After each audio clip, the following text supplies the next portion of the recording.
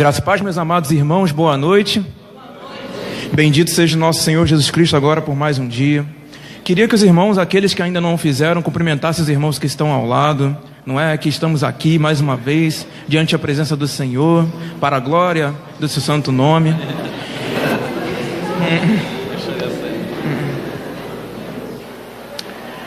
Eu gostaria que, por favor, os irmãos pudessem estar deixando as suas Bíblias abertas na Epístola de Filipenses, no capítulo 2. Epístola do apóstolo Paulo aos Filipenses, capítulo 2.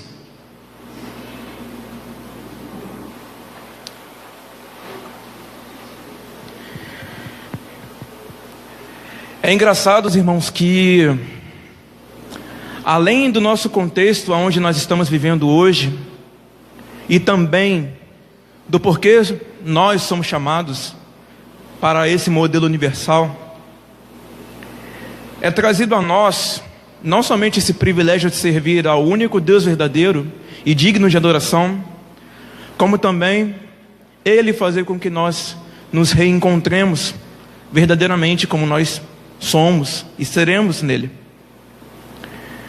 Eu hoje, quando vim para cá, vim com o desejo do meu coração de que eu iria ser edificado mais uma vez pela palavra do nosso pastor Brian. Porque toda vez que ele vem aqui, e eu sei que em qualquer outro lugar que ele vá, ele traz a presença de Deus junto com ele, porque ele vive aquilo que ele prega. E é verdade, irmãos, que tudo aquilo que é propositalmente feito por Deus, para que a nossa vida ande no decorrer que ela está andando, é feita pela sua vontade, e nada foge a ela.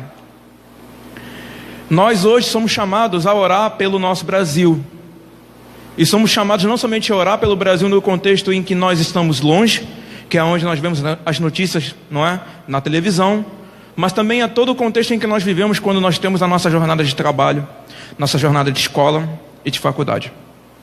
Nós somos chamados, irmãos, para viver este evangelho, o único dado e que veio para nós, a viver neste mundo para que este mundo veja a luz. Porque fora de Deus só há trevas. E é verdade, irmãos, que nós infelizmente acabamos esquecendo dessa verdade e acabamos adentrando a um contexto onde o evangelho que pregamos e que lemos, nós não conseguimos viver. Não é somente por causa das ideologias, não somente por causa dos outros contextos sociais, como o feminismo, o neonazismo, o marxismo, o gramscianismo, ou seja lá o que for. A verdade, irmãos, é que nós, como igreja, temos negligenciado, de fato, o nosso dever com a nossa nação.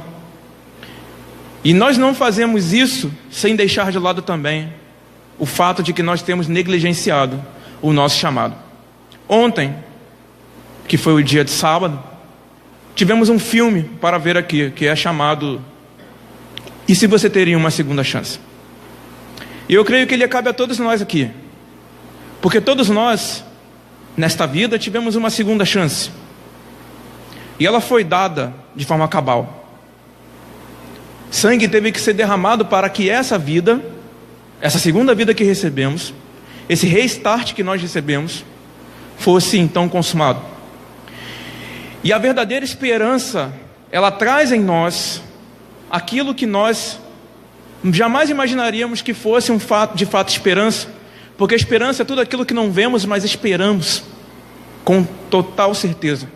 Não aquilo que nós vemos, mas de fato a esperança, ela aparece por meio dos nossos atos. Eu hoje, como disse, vim aqui para ser edificado, mas por incrível que pareça, serei eu o vaso que irá edificar o coração de vocês. E eu peço, por favor, que os irmãos estejam orando por mim durante o decorrer da mensagem, porque eu não preparei nada. Mas eu sei que não é porque eu me preparo que Deus não pode trabalhar por mim, porque eu sou dele. E ele me chamou como seu filho, e me reestruturou, e me renovou para essa hora. Portanto, que essa hora seja somente dele, porque ele é a luz dos homens e que brilha, e todo aquele que recebe é gerado em Deus. Leremos do capítulo 2, do versículo 1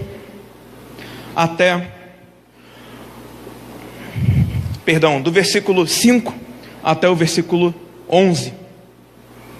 E assim diz a palavra do nosso Senhor Jesus Cristo: tende em vós o mesmo sentimento que houve também em Cristo Jesus, pois ele, subsistindo em forma de Deus, não julgou como usurpação ser igual a Deus, antes a si mesmo se esvaziou, assumindo a forma de servo, tornando-se em semelhança dos homens e reconhecido em figura humana.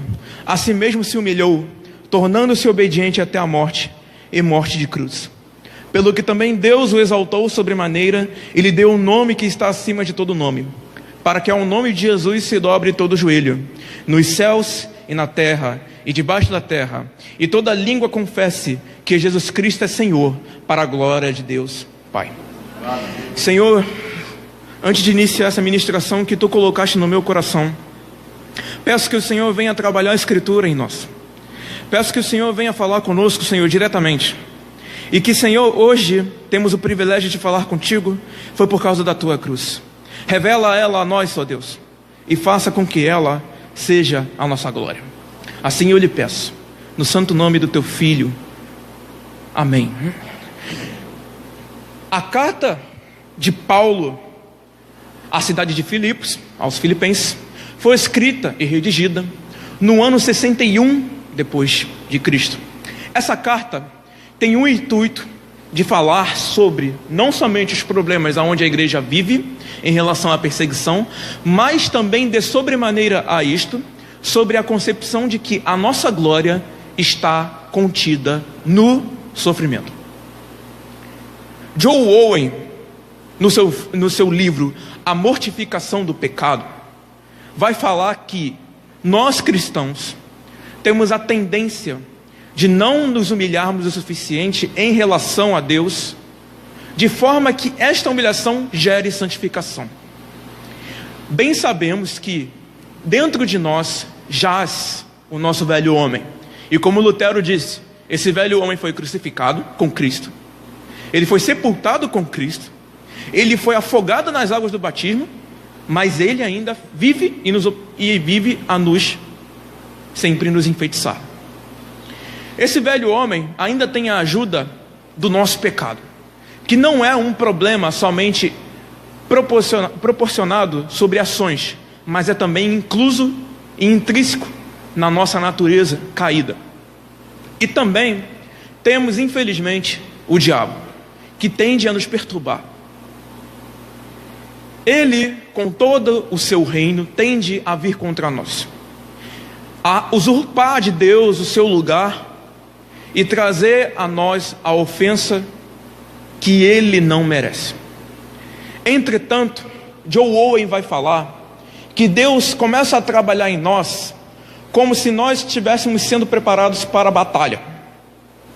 Em Efésios capítulo 6, é descrito por Paulo tendo como exemplo e imagem o contexto da armadura romana, incluso na sua mente para o que se diz que o cristão, ele é diante do mundo. E nós, infelizmente, tendemos hoje, por nosso método de entendimento moderno, a pensar que nossa casa permanecerá nesta terra. Os filipenses, no seu contexto histórico, eles tinham problemas com isso também. Entretanto, como eles faziam divisa para a Ásia Menor, era também cultuado nessa época Artemis, Atena, Apolo e todos os outros gregos e todos os outros deuses greco-romanos.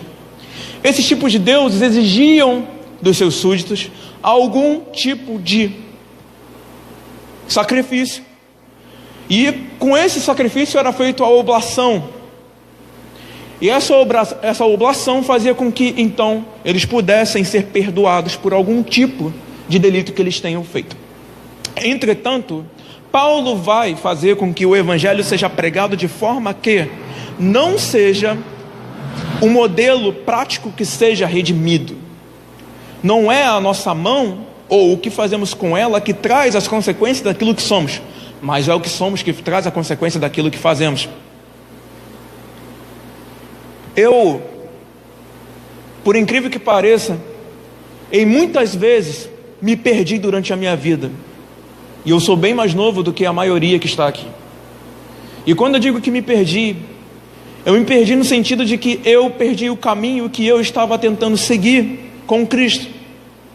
Acabei dando lugar a coisas supérfluas e deixando outras coisas mais simples de lado. Ontem, enquanto assistimos o filme, teve uma parte onde, então, o certo Pastor Ben, que era o nome do protagonista, estava diante a um leito, aonde um homem iria morrer, ou estava já prestes a morrer. E esse homem dizia: eu não tenho como ter os meus delitos perdoados.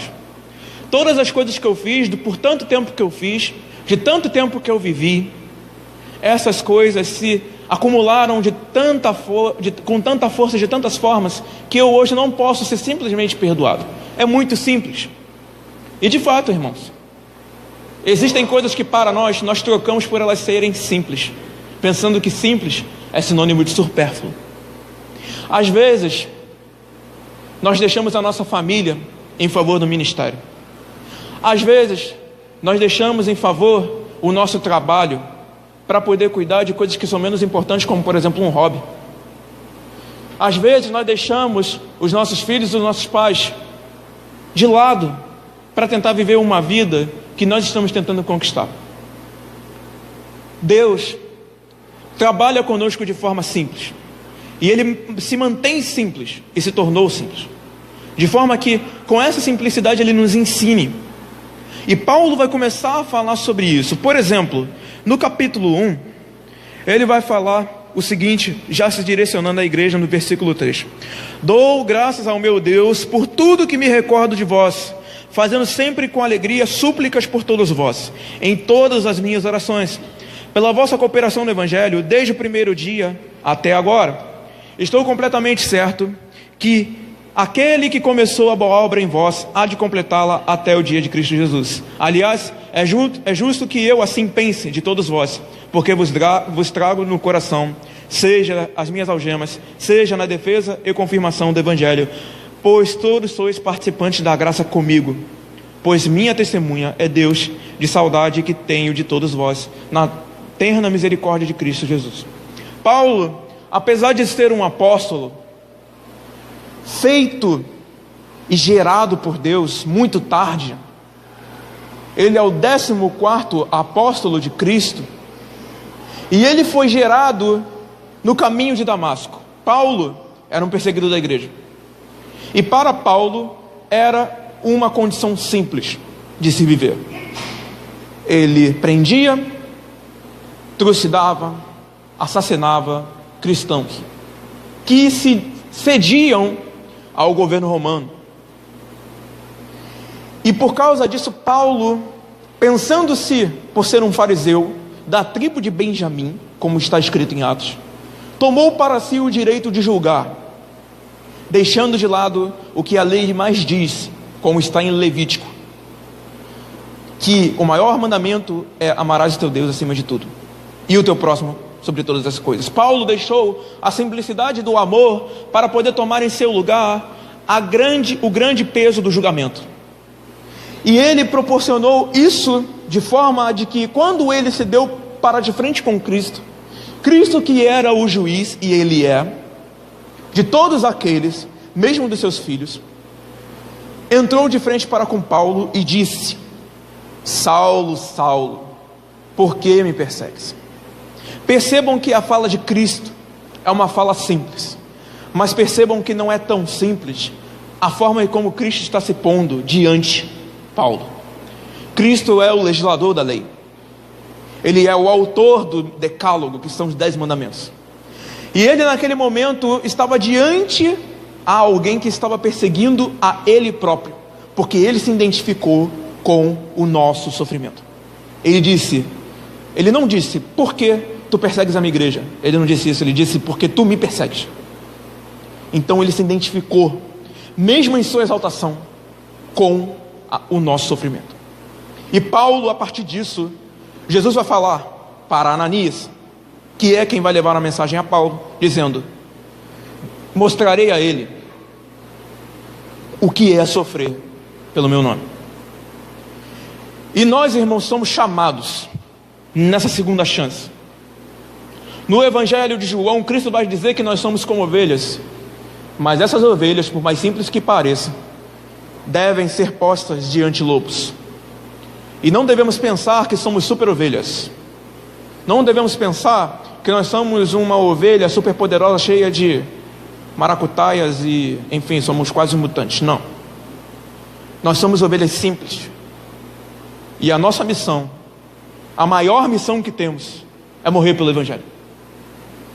Sermos testemunhas de Cristo, não somente pela nossa palavra, não somente pelo nosso coração, mas também pela nossa vida.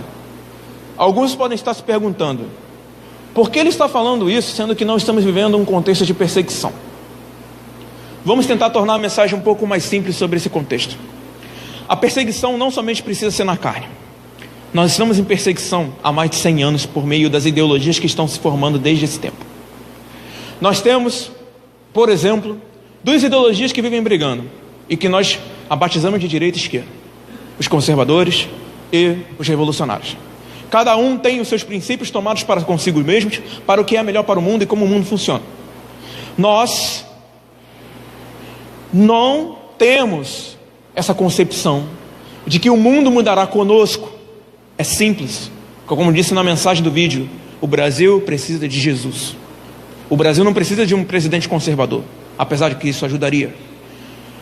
O Brasil não precisa de um presidente revolucionário, marxista, esquerdista, LGBT, ou seja o que for. O que o Brasil precisa é de um rei. E esse rei vive para sempre. Amém. Nós somos chamados, irmãos, a sofrer o que já estamos sofrendo com essas ideologias que nos atacam. É tentado colocar em nossa cabeça, subvertendo o grande e prazeroso poder de Deus sobre a criação, de que nossos filhos devem escolher ser menino ou menina. Isso por si só é um absurdo, porque uma criança que não deve nem ter mesmo o direito de querer comer alguma coisa, está tentando impor o direito de ser aquilo que ela não sabe nem o que é. Na nossa idade, menino e menina eram no mínimo arquirrivais. Não existia nem o grande sentimento sexual. Era aquele grupo do bolinha e o grupo da boneca. Nenhum se misturava com o outro, até que chegasse o tempo em que usufruísse os hormônios. É colocado na nossa cabeça que nós não devemos subjugar o Estado.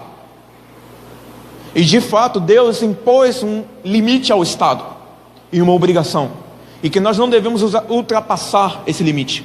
Por exemplo, nós não podemos fazer por nós mesmos uma inquisição. Não devemos julgar as pessoas no sentido de condená-las à morte, como era feito no tempo da Idade Média, por meio da Igreja Católica. Não temos o direito como igreja de usurpar do Estado o direito que ele tem por Deus. Entretanto, é escrito na Epístola de Romanos que o Estado tem a obrigação de punir os maus e bendizer aos bons. E não é bem isso que está acontecendo hoje. Sofremos hoje perseguição não somente por causa disso, tem ainda mais. Mas se fosse para ficar citando todos os problemas que nós temos assim que nós pisamos fora da igreja e dentro dela, nós ficaríamos aqui pensando se não estaríamos já no inferno. Mas a verdade, irmãos, é que toda essa oblação que estamos vivendo, seja ela intelectual, seja ela sentimental, seja ela subvertendo os valores impostos por Deus como Criador, ou seja na carne, nós estamos sendo preparados. Nós, cada um de vocês e a mim, fomos criados para sermos iguais a Cristo em primeiro lugar, sermos filhos de Deus em primeiro lugar. Mas cada um de vocês tem um ministério lá, seja mais de um. Você pode ser pastor, pai e marido. Você pode ser regente, marido. Você pode ser bombeiro, marido. Você pode ser enfermeira, esposa e mãe. Cada um de nós é chamado por Deus para viver a dádiva que Deus propôs a nós por meio da sua mensagem, a mensagem da cruz. E no filme que estávamos vendo hoje, o irmão que estava sendo ali ilustrado, ele encontrou tarde o seu chamado. E eu vos digo hoje, que em verdade, existem pessoas que ainda não se encontraram aqui, que não entendem porque ainda vivem. Mas eu vos digo, hoje Deus vai mudar a história de vocês, porque Ele nos chama desde o ventre da nossa mãe, não somente para poder servi-lo, o que por si só é um privilégio, mas também para tomar para nós o amor que só Ele pode nos dar. Não é um amor que nós desejamos neste mundo, um amor subversivo, que de uma hora para outra pode desaparecer. Não, o amor que Deus nos concede, e Ele nos dá, por meio de quem Ele é, sem pensar em receber algo em troca, é um amor dado por meio da cruz. E ela hoje é o nosso exemplo. Por exemplo, no capítulo 2, do versículo 1 a 4, Paulo vai começar a dizer: se há, pois, alguma exortação em Cristo, alguma consolação de amor, alguma comunhão, o Espírito, se há estranhados afetos e misericórdias, contemplai a minha alegria, de modo que penseis na mesma coisa, tenhais o mesmo amor, sejais unidos de alma, tendo o mesmo sentimento. Nada façais por partidarismo ou vanglória, mas por humildade, considerando cada um os outros superiores a si mesmos, não tendo cada um em vista o que é propriamente seu, senão também cada qual que é dos outros. Paulo exorta a sua igreja, que está num contexto de perseguição, não a revidar. Ele não chama a sua igreja num contexto aonde eles deveriam ser punidos e se lamentarem.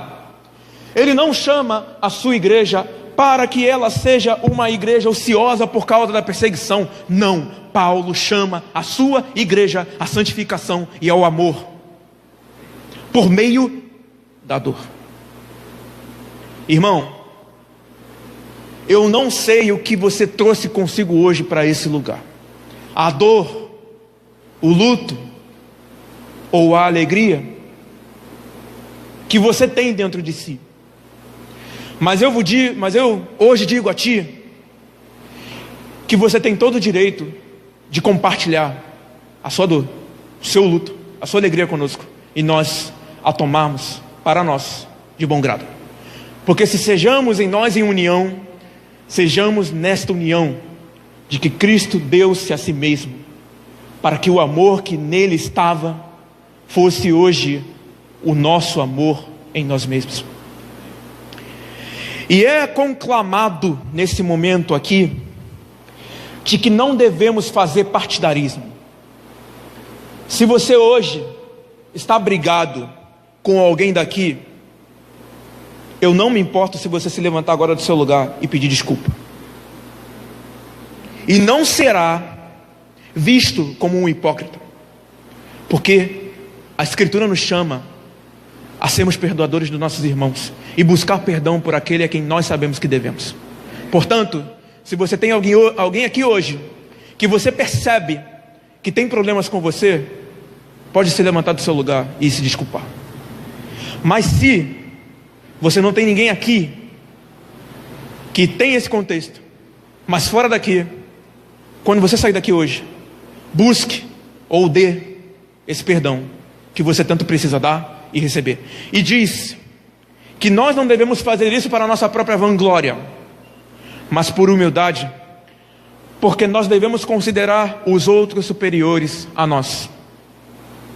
Eu não digo, irmãos, que vocês devem criar renome a postos. Não é porque eu estou num púlpito que devo receber glória maior do que vocês. Assim como diz Paulo nós somos chamados a sermos ministros do Evangelho. E ministro no grego é uma palavra utilizada para aqueles que eram feitos escravos, sem direito algum, e que estavam no andar mais baixo das embarcações, remando e muitas vezes morrendo, sem glória. Não é porque você tem um ministério dentro da sua igreja, ou aqui, que você é visto como alguém superior ao outro. Cristo, hoje, nos dá um privilégio de sermos iguais a Ele, sendo menores em tudo. Portanto, sejamos o exemplo de Cristo Jesus, de que não temos em nós coisa alguma para vangloriarmos, mas em Cristo temos tudo aquilo que jamais mereceríamos. Ontem, enquanto assistimos esse final de filme, e no final desta vida, o anjo que estava na guarda deste homem disse: você voltará para a sua vida antiga. E então ele disse: mas você me trouxe aqui, e eu vivi todas essas coisas, e agora eu sei que meu lugar é aqui, e você quer que eu volte? E você quer simplesmente que eu volte para aquela vida ao qual eu já desapeguei? Sim. É o que Deus quer que você faça. E sem entender muita coisa, e sem tomar outro tapa, porque ele tomou 2, ele voltou para a vida antiga. E lá, na sua vida antiga, ele encontrou a verdadeira essência do que deveria se libertar. Irmãos, o nosso sofrimento serve para isso, para nos libertar daquilo que ainda temos encrustado no nosso coração. Se você tem ódio hoje, retire-o. Se você tem raiva hoje, retire-o. Se você tem tristeza hoje, retire-a. Se você hoje tem egoísmo, retire-o. E peça a Deus por aquilo que Ele dá, que é a sua humildade. Hoje, mude, tomando por exemplo a Cristo. E Paulo vai começar a falar como esse exemplo é dado. É dito no versículo 5 em diante: tende em vós o mesmo sentimento que houve também em Cristo Jesus, pois ele, subsistindo em forma de Deus, não julgou como usurpação o ser igual a Deus. Antes a si mesmo se esvaziou, assumindo a forma de servo, tornando-se em semelhança de homens, e reconhecido em figura humana, a si mesmo se humilhou, tornando-se obediente até a morte, morte de cruz. Então Paulo vai começar a trazer o sentido da vida prática para o mundo do nosso Salvador. Aquilo que nós não provamos, Jesus provou uma eternidade por um momento, para que nós pudéssemos provar hoje o princípio de um gozo de uma eternidade que viveremos. E ele mostra que essa eternidade, ela é mostrada por meio do nosso favor. Meus irmãos, nós queremos um Brasil novo, bonito, com pessoas realmente convertidas. Mas não adianta nós desejarmos tudo isso e nós não queremos desapegar do nosso pecado de estimação. Não queremos desapegar do contexto em que vivemos e sabemos que não é agradável a Deus, mas que nós mesmo assim ficamos porque é agradável aos nossos olhos.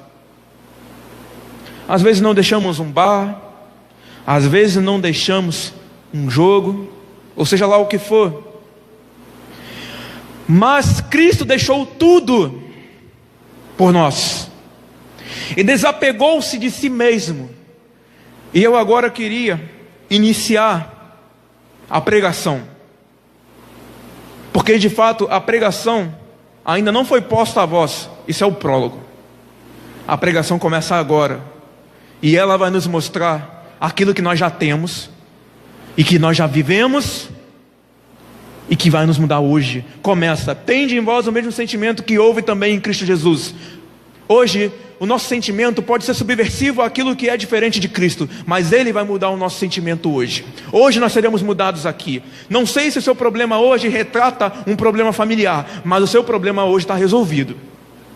O contexto hoje não se fala somente sobre esperança, mas sobre aquilo que está impondo sobre nós em relação ao contexto de Cristo. Aqui a igreja está sendo perseguida, aqui a igreja está sofrendo, aqui a igreja está tomando para si as dores que Cristo tomou, de certa forma. Porque, irmãos, sabemos que esse sofrimento ele é uma lapidação. É como se em algum momento fosse se feita uma espada. E nós somos essa espada e não temos forma.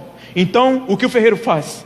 Ele nos coloca no forno, espera que estejamos pelando e então bate em nós com martelo. É só sofrimento. Você é provado com fogo e depois você é batido. E não há em nós nenhum momento o sentimento de que isto pode ser trabalho de Deus em nossa vida. Talvez hoje, irmão, a sua depressão seja um trabalho de Deus. Talvez hoje, irmão, a sua saída para fora da igreja seja um trabalho de Deus, porque bem sabemos que Deus não trabalha com justos, Ele transforma justos, porque Ele não veio para justos, veio para pecadores. Se você hoje está fora da igreja, ou nunca esteve nela, eu te digo que hoje, e te revelo hoje que Deus sempre esteve trabalhando em você. Mesmo que a princípio você não tenha sentido, mesmo que a princípio você não creia nele, mesmo que a princípio ele na sua vida não exista, ele está trabalhando no seu coração. E esse sentimento irá se tornar verdadeiro, porque está escrito em Romanos 8 que nós fomos feitos segundo e a imagem e semelhança de Deus, para a glória de Deus, para sermos iguais a seu Filho. E nós, irmãos, temos essa promessa de que nós nos tornaremos iguais a Cristo. E nós estamos sendo trabalhados com fogo por causa disso, irmãos. Porque o fogo simboliza a santidade, e a santidade não vem sem dor. A igreja de Filipe, ela não pensou de forma de que ela deveria se transformar numa igreja ociosa, como é algumas descritas no livro de Apocalipse, que ficaram ociosas por causa da perseguição, que ficaram ociosas por ver que a glória não chegava e que Cristo não vinha dos céus. A parúzia não acontecia e eles já estavam ficando desacreditados. Mas Paulo fala duas coisas que são muito interessantes. Primeira, tenho vocês em minhas orações. Segunda, tenho ouvido bem de vocês. Nós dizemos que o sofrimento é uma má notícia, não? Quando nós estamos num leito de hospital, isso é vindo aos nossos ouvidos como uma má notícia. Se nós quebramos o braço, isso é uma má notícia. Se nós acabamos pegando algum câncer e ele é diagnosticado como um câncer maligno, ele é dito como uma má notícia. Por incrível que pareça, Paulo quebra paradigmas. Ele diz que esse sofrimento é uma boa notícia, e que esse sofrimento que estão tendo é o trabalho de Deus na vida deles. Dando um breve testemunho, porque não é lugar do meu testemunho no púlpito. Eu tenho apenas 3 anos como cristão, nascido e gerado de Deus. Mas Deus propôs a mim um peso no coração que eu, a princípio, não conseguia entender porque eu tinha. Todas as vezes que eu olhava para Cristo, eu só conseguia me condenar por causa da dor, por causa que eu via o que Ele fez. Para mim, o que Ele fez na cruz era algo imperdoável, de forma que nem mesmo com aquilo eu poderia ser perdoado, porque aquilo era mais uma evidência de que eu não valia absolutamente nada. Meus irmãos, a vida nos proporciona alguns momentos assim. O sofrimento bate à nossa porta e nós ficamos desanimados. Ele vem de forma nem mesmo até sem avisar. É como se fosse um ladrão à noite. E quando ele entra, não o esperamos, e ele derruba-nos. Mas é dito por Paulo que esse sofrimento, além de ser uma obra de Deus, é um decreto de Deus. É algo que Deus planejou para que nós vivêssemos. E nós temos uma doutrina que é chamada de perseverança dos santos. Eu vou dizer rapidamente o que ela significa para aqueles que não estão inclusos nessa teologia calvinista. A doutrina da perseverança dos santos diz que, independentemente do contexto em que o cristão vive, se ele for gerado de Deus, ele nunca abandonará Cristo. Se ele for gerado de Deus, ele jamais deixará o Evangelho.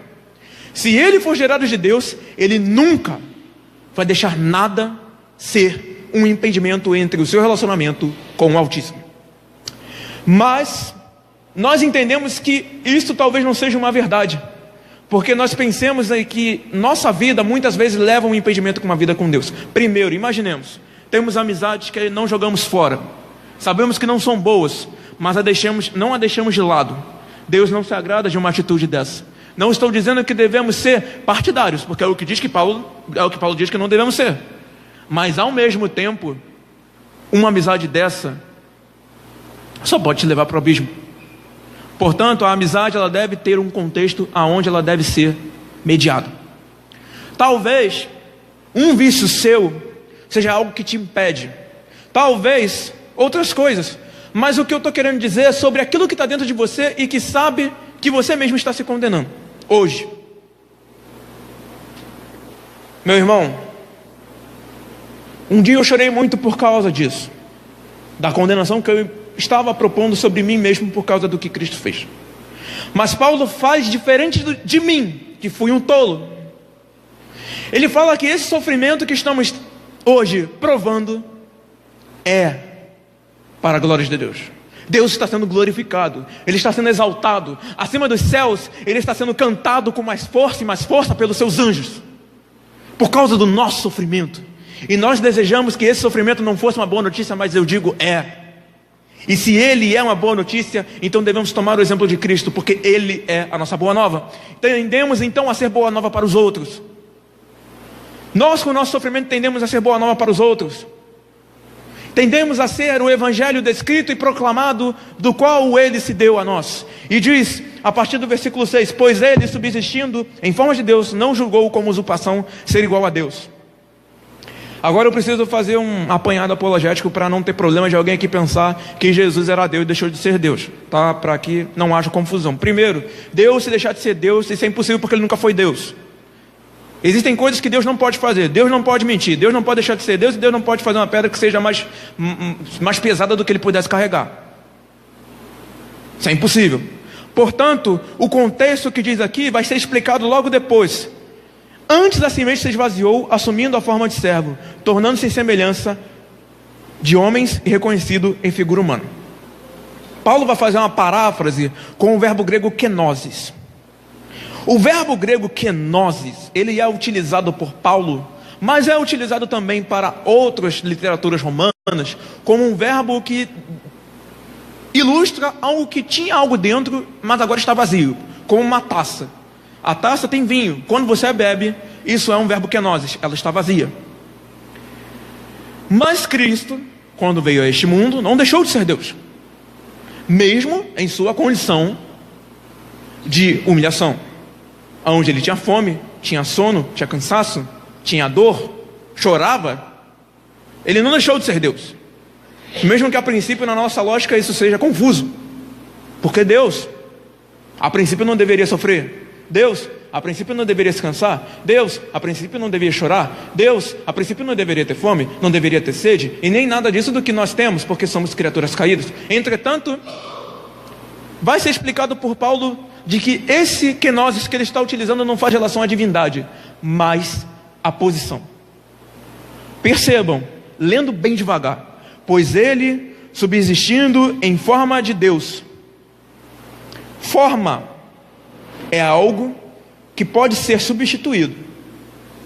Se eu tenho uma massinha e faço um boneco de neve, ali naquele momento é a forma de um boneco de neve. Mas se eu mudar aquilo, vai ser outra coisa. Ele tinha a forma de Deus no sentido de que Ele era tão exaltado que nós não poderíamos estar em comunhão com Ele. Em forma de que Ele era tão poderoso, e continuou sendo, no contexto de que nós jamais poderíamos nos apresentar diante da sua presença. Ele tinha a forma completa da santíssima santidade, que somente a Trindade possui, de que nós jamais poderíamos olhar para ele, assim como os serafins. Mas é dito por Paulo que quando ele fez essa condição de subsistir e não pensar em subsistir dessa forma, Paulo está querendo dizer que Cristo deixou o egoísmo. Alguns vão ficar confusos agora, porque vão dizer, ué, Deus é egoísta? Não, perceba, ele fez uma atitude que não pode ser categoricamente mais dita como egoísta, de forma de que ele, tendo o poder, a glória e o louvor, deixou todas essas coisas para se fazer semelhante ao homem caído. E diz no versículo 7, antes a si mesmo se esvaziou, assumindo a forma de servo, tornando-se em semelhança de homens. É engraçado que agora o contexto fala que primeiro Cristo tomou a forma de servo. O contexto não fala primeiramente que ele tomou forma de homem para depois tomar a forma de servo. Ele fala que tomou o contexto de servo para depois tomar o contexto de homem. Perceba, Cristo era rei. Ele virou um escravo por nós. É o que Paulo está tentando dizer. Que essa condição de usurpação mostra a graça de que nós, quando somos egoístas, tendemos a ser algo que não é a imagem e semelhança de Deus. Quando nós tomamos aquilo que é nosso e não partimos do pressuposto de que ele é muito mais importante para outra pessoa, nós tendemos a ser não mais imagem e semelhança de Deus na forma prática. E isso constitui o seguinte: Jesus, em seu poder, em sua glória, tomou para nós aquilo que somente ele tinha. E eu vou ilustrar isso rapidamente. Os pais gregos diziam que a Trindade era a primeira família: Pai, Filho e Espírito Santo. Para você provar se Deus é verdadeiro ou falso, primeiramente você deve levar o contexto da maior primazia do que Deus é. E nós sabemos pelo contexto de 1 Pedro que Deus é amor. Portanto, se Deus é amor, ele deve ser amor santo, amor justo. Em sua justiça, ele não precisava nos amar. E se fosse um Deus, como os judeus diziam que era, alguém unilateral, alguém monopessoal, no sentido de que só havia uma pessoa na divindade, não três, ele jamais poderia ser amor. Por quê? Simples. Imagine um Deus que é uma única pessoa e ele precisa de um ambiente para existir. Se ele é uma única pessoa, que tipo de ambiente viria com Deus para que ele subsistisse? Se Deus é amor, o amor é caracterizado por aquilo que nós temos como objeto por amar. Porque nós não podemos dizer que é amor aquilo que nós dizemos que é a nós próprios. Portanto, se der amor, deve ter um objetivo, um alvo, aonde ele possa dar esse amor. E se ele precisa de nós, ele não é Deus. Portanto, não há como pensar que Deus nunca tenha sido Trindade, ou deixou de ser. Porque Deus em si mesmo fala para si mesmo e para consigo mesmo. Portanto, Deus subsistia no mesmo ambiente que ele sempre esteve em toda a eternidade, o ambiente feito por si mesmo, em si mesmo, incluso para si mesmo. Percebam, tudo para ele mesmo. A sua glória para si mesmo dada para o Filho, o amor para si mesmo dado agora para o Filho pelo Espírito Santo, a sua justiça dada para o Filho, para o Espírito Santo, e etc. Mas percebam como Cristo agora implanta esse amor. Ele deixa a sua família e vem para a terra. O que está escrito nos primeiros capítulos de Gênesis? O homem deve deixar pai e mãe. Mas para quê? Para que ele se una à sua esposa. E o que acontecerá? Eles serão uma só carne. Ou, numa tradução mais literal, uma só alma, um só espírito. E agora Cristo nos mostra que tudo aquilo que ele tinha, ele via como mais importante para nós do que para si próprio. Irmão, hoje você veio para cá e deixou uma pessoa esperando. Uma pessoa que precisa de você. Eu te digo hoje que essa pessoa precisa mais daquilo que você possui do que você mesmo.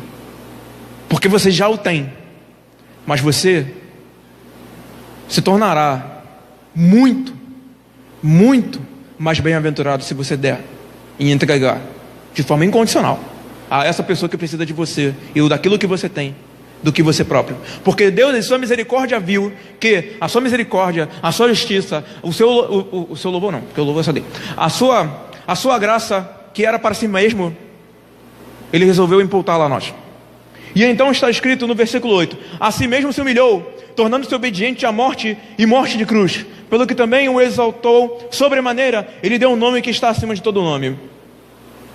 Existe uma linha de interpretação dupla aqui, que fala como se Cristo, por aquilo que fez, Ele recebesse algum prêmio.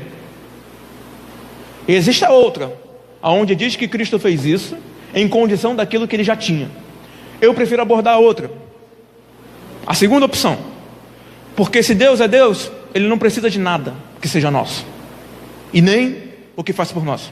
Portanto, aqui diz Paulo, tomando mais uma vez a humilhação de Cristo tomada pela cruz. Mas ele diz que essa cruz, ela é um símbolo de exaltação. Meu irmão, você é filho de Deus, gerado pelo Espírito Santo de Deus, e você leva esse símbolo com você. Quando você está na rua, o que é visto em ti é o Cristo crucificado. Quando você está trabalhando, o que é visto em ti é o Cristo crucificado. Quando você está estudando, é o Cristo crucificado. Esse símbolo de que você, mesmo tendo agora todos os direitos de que Cristo tinha, você ainda assim mantém a sua condição de humildade, de simplicidade. Todos nós somos chamados uma segunda vez. Somos chamados a existir e somos chamados a nos renovar. Quando o mundo veio a existir, porque Deus queria que existisse, o mundo foi chamado para a sua glória, e nós, sendo a cereja do bolo, a coroa da criação, sujamos o bolo de Deus, que Ele tanto fez com tanto carinho. E hoje o mundo é chamado de volta para Deus, de forma de que este mundo será renovado, e está sendo renovado. Eu não sei se você veio aqui hoje desacreditando de alguma coisa, mas eu te digo que mesmo que você desacredite, Deus está contigo. Porque, irmãos, eu não pensei estar aqui hoje, eu não pensei estar falando nada para vocês, mas eu, por misericórdia e observação do Espírito Santo, fui mostrado que deveria estar aqui. E antes de estar aqui, muitos anos antes, o Espírito Santo já falava comigo de que o meu lugar é com a Escritura. Se você é chamado, você sempre será chamado uma segunda vez. Você errou, você será chamado uma segunda vez. Se você nunca tentou, você também será chamado uma segunda vez. Se você sabe que você caminhando tropeçou, Deus está te chamando uma segunda vez para levantar. Se você sabe que você está deixando a sua família de lado, Deus está te chamando uma segunda vez para reestruturar a sua família. Se você está sendo chamado uma segunda vez agora para poder fazer com que o seu espírito seja novamente retornado à comunhão com Deus, você está sendo chamado hoje. E hoje Ele está para a exaltação de Cristo, de forma que tudo aquilo que você está sofrendo hoje, pela humilhação que você está sofrendo, por aquilo que você está sofrendo, está sendo o trabalho do Espírito Santo para que no dia que você não espera, Ele seja exaltado e você seja testemunho vivo da graça de Deus. Continuando o contexto, agora Paulo vai fazer um tipo de exegese, que, para quem não saiba, exegese é um tipo de palavra que faz com que o sentido do texto pairava sobre fora do texto, e diz, num contexto de exegese judaica, que é chamado de peresh. Esse tipo de exegese utilizada por Paulo é um tipo de exegese aonde você retirava o contexto de alguma linha dos profetas e você subjugava esse contexto somente em tomar ele em particularidade com a escatologia, que, para quem não saiba, é a doutrina dos últimos tempos. E Paulo vai começar a falar o seguinte no versículo 9: pelo que também Deus o exaltou sobremaneira e lhe deu o nome que está acima de todo nome, para que o nome de Jesus se dobre todo joelho nos céus, na terra e debaixo da terra, e toda língua confesse que Jesus Cristo é Senhor, para a glória de Deus Pai. Meu amado, eu te digo uma coisa: a escatologia não é uma doutrina futura, é uma doutrina presente. Cristo, quando está reinando, nós não esperemos que ele reine num milênio literal. Nós sabemos que ele reina hoje, porque ele ressuscitou para ser rei sobre nós e o mundo. Então todas as coisas que acontecem para conosco acontecem para esse fim, de que Cristo reina e que ele em ti está reinando, mesmo que a princípio seja inconveniente aos nossos olhos. Nós duvidamos: Senhor, estou sofrendo. Como o Senhor pode reinar comigo sofrendo desta maneira? Senhor, hoje estou desanimado. Como o Senhor permite, se o Senhor é Deus, eu estou desanimado? Senhor, hoje estou confuso. O Senhor não me dá uma liberdade para que eu conheça aquilo que eu preciso. Como eu posso acreditar que tu reina?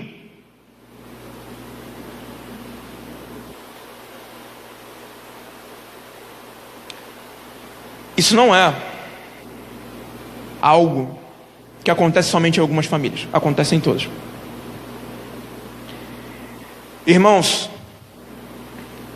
Joe Owen vai completar a frase dizendo que essa lapidação que acontece em nós, ela está ocorrendo de forma de que quando nós ficarmos prontos, jamais lembraremos da dor que sofremos, porque nós já estaremos perfeitos e nós seremos então restabelecidos. O pecado dói, eu sei. Ele te incomoda, eu sei. Eu também sou pecador. Mas não deixe que ele faça você de saco de pancada. Reaja. Reaja. Guilherme, eu já sei que eu devo reagir, mas eu não sei como. Primeiro, ore, porque toda eficácia daquilo que fazemos vem pelo Espírito Santo e não por nós. Segundo, leia as Escrituras e medite nelas, porque toda a sabedoria de Deus está inclusa naquilo que Deus revelou por si mesmo e para si e para nós por meio da Escritura. Terceiro, confie, porque quando Jesus estava com os seus discípulos num barco, no mar da Galileia, ele estava dormindo. E como diz um outro pregador que agora não me lembro o nome, que o Nilson fala muito bem dele, se não me engano é Ariovaldo Ramos, ele disse que a atitude dos discípulos foi condicionada para a hipocrisia quando eles pediram ajuda. Porque na verdade, irmãos, o que eles deveriam ter feito era ter dormido no barco com Cristo. O seu barco está chacoalhando, o diabo está te perseguindo. Ele é como um leão que tende a querer te devorar o tempo todo. Ele é o nosso maior inimigo depois de nós mesmos. O seu velho homem, apesar de estar crucificado, ter sido sepultado e tudo aquilo que eu falei antes, ele ainda está vivo, perturbando você e a mim. E ele é forte, mas aquilo que está em nós é maior do que aquilo que está no mundo. E portanto, a nossa esperança é maior que a castidade que o mundo tenta impor em nós. E a nossa fé é maior do que a incredulidade que o mundo nos impõe. Não desacredite. Você hoje tem uma segunda chance. Você hoje tem, mais uma vez, tem o direito de ser redimido. E esse dia de hoje está reservado para você, para que você seja o exemplo da glória para Deus Pai. Paulo vai utilizar a escatologia tomando como exemplo Isaías 45, 23. ele faz um paralelo com o Antigo Testamento e usa o nome de Jesus em troca do nome de Yahvé. Porque o contexto do profeta é falar de que Yahvé no fim dos tempos seria rei e Deus sobre o seu povo, e que ele faria uma aliança com todos. Você tem uma aliança com Deus, e eu te digo, mesmo que você tente muito quebrá-la, você não vai conseguir. E mesmo que você peque muito, e mesmo que você desacredite muito, e mesmo que você a princípio seja incrédulo demais, eu não acho que você tem capacidade suficiente para fazer com que Cristo mude de ideia. Portanto, se Ele te ama, Ele vai te amar em toda e qualquer circunstância. Não desacredite, se dê uma segunda chance, faça essa chance prevalecer sobre a sua vida, e faça com que este amor que está em nós seja um amor que o mundo veja e glorifique ao Deus que nós cremos, porque é o único Deus vivo e verdadeiro. Então Paulo vai dizer: para que o nome de Jesus se dobre todo o joelho nos céus e na terra e debaixo da terra, e toda língua confesse que Jesus Cristo é Senhor, para a glória de Deus Pai.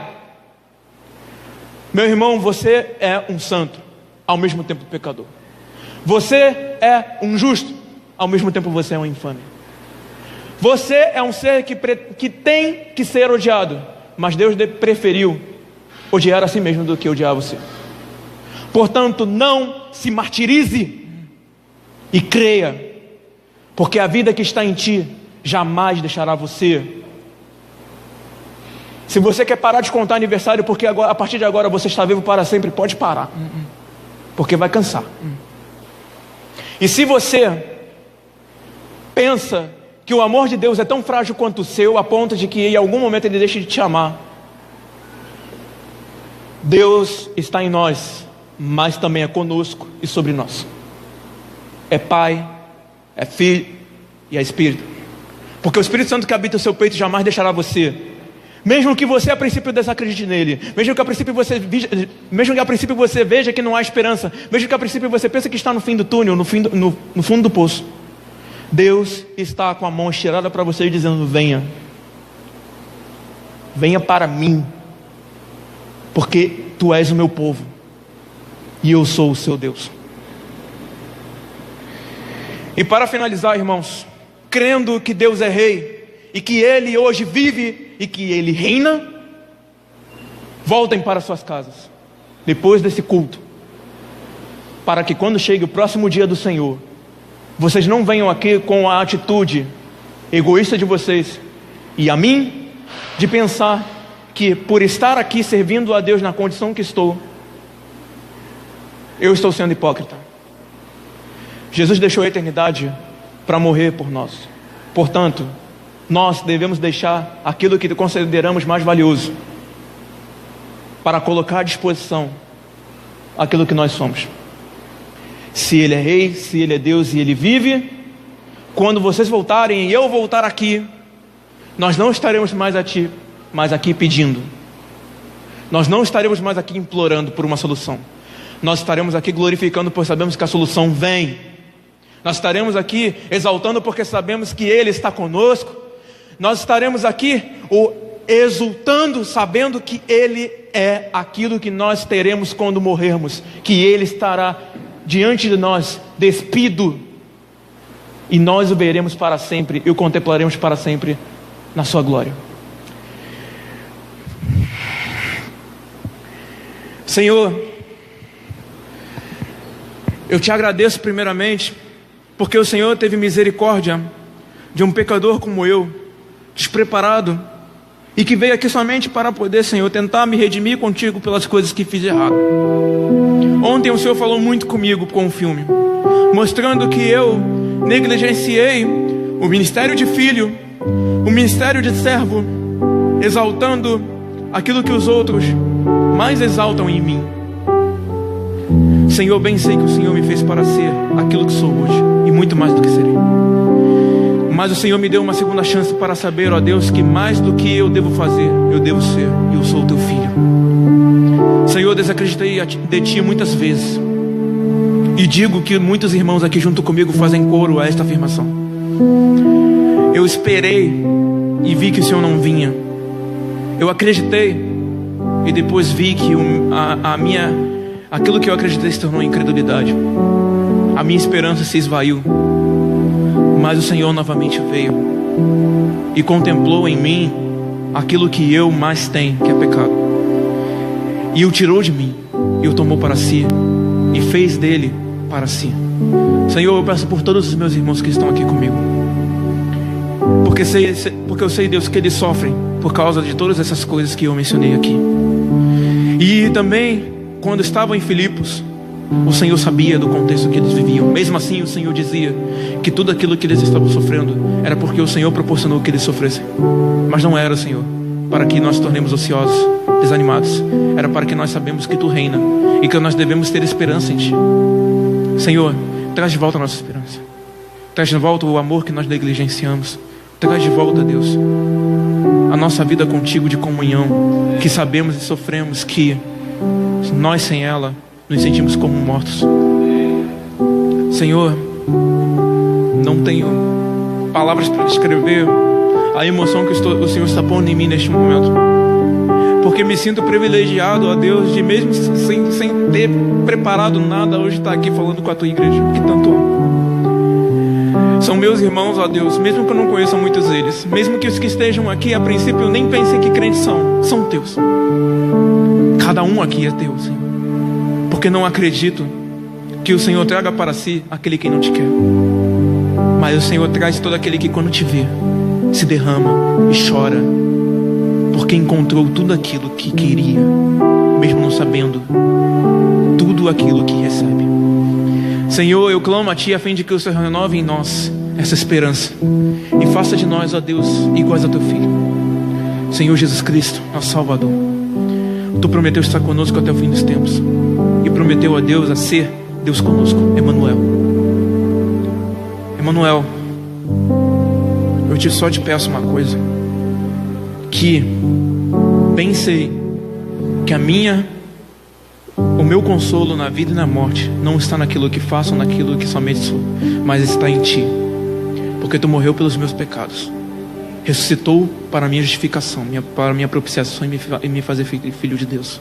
Portanto, Tu que agora é meu Senhor, aceite essa humilde oração que todos nós fazemos em nosso íntimo e traz em nós, ó Deus, o vigor da vida eterna que já temos, porque Tu reinas e reina em nós.